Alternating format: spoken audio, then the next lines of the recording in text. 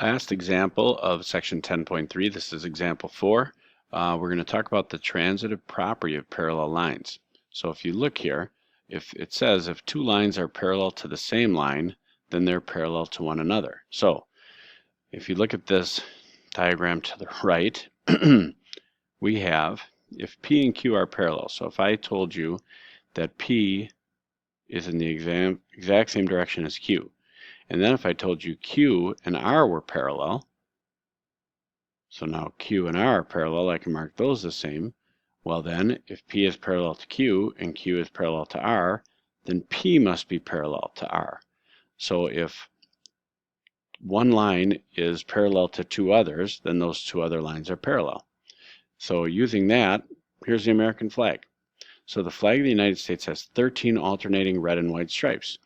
Each stripe is parallel to the stripe below it. Explain why the top stripe is parallel to the bottom. Well, again, if stripe number 1 here is parallel to the one below it, stripe 2, okay, and stripe 2 is parallel to stripe 3, and so on, all the way down. These are all parallel to one another.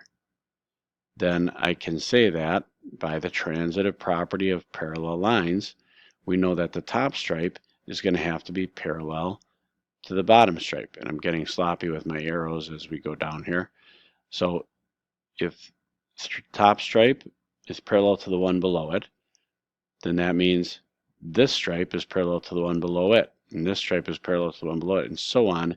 It'll go all the way to the bottom. Okay, so for the reason for this is because of the transitive property of parallel lines is the reason we know that.